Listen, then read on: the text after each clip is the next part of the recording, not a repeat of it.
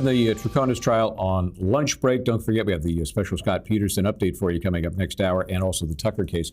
But for now, let's kind of talk about a lot of the testimony we have just heard today. Everett Schoenstein, he is here, and Katherine Lizardo. They've been very polite, sitting on their hands like well-mannered students. Speaking of that, then I'm going to have, I think it's time for a pop quiz. So I'm going to start, Katherine.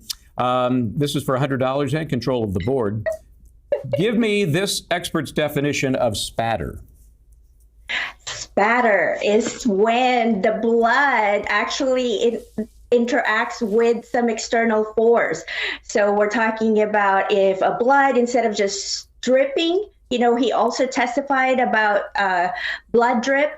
And he said that that's on the stairwell. And we were talking during the break that we can just visualize someone standing there dripping blood just straight down where the only force is gravity pulling it down. But it's a spatter. That's two answers in one, but go ahead with your spatter.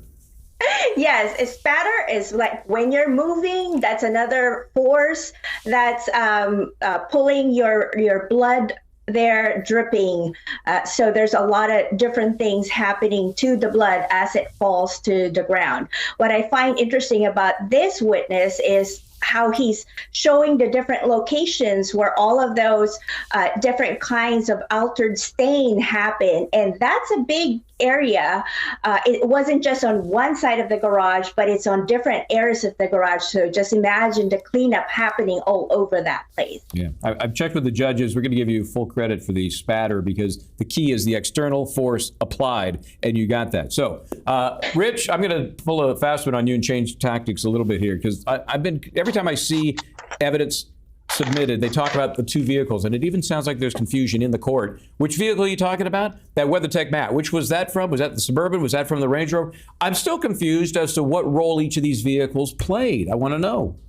I am confused as well. I'm confused now even where the Suburban was, because I think this expert just said he examined the Suburban at the police station, whereas he examined the Range Rover in the garage. So that could be connected a little better for me. Yeah, they found the Range Rover. It was parked in place.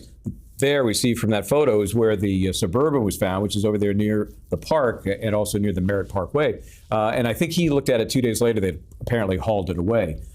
So they got to go somewhere to clear up this confusion, because if somebody like you, a scholar like yourself, is a little confused, how do you start to reinforce with this jury the role each of these vehicles play? Well, you only get whatever evidence each witness has to offer. So I think the nanny the other day said something about how the victim was supposed to take the Range Rover, and it was strange that the Range Rover was in the garage and the Suburban was missing. And then the police can tell you where the vehicles were finally discovered. And then it's up to the lawyers to piece that together. And they probably have other witnesses too. But when you're putting on a trial, you can't tell the story sequentially and fully. You have to get every little nugget of evidence you can and then come back and link it. And here's the interesting part about what's going on in Connecticut. I'll give you 15 seconds for this, Katherine. Let me have 15 seconds on the clock. No opening statements. Would have been the perfect time to lay this out. Exactly. So now the jurors are out trying to figure out what are they talking about, and also the sequences of the witnesses can be confusing to them. Yeah, no, it's. I think this is the first time we've seen a case, especially this complicated. Hey, no opening statement. Very interesting.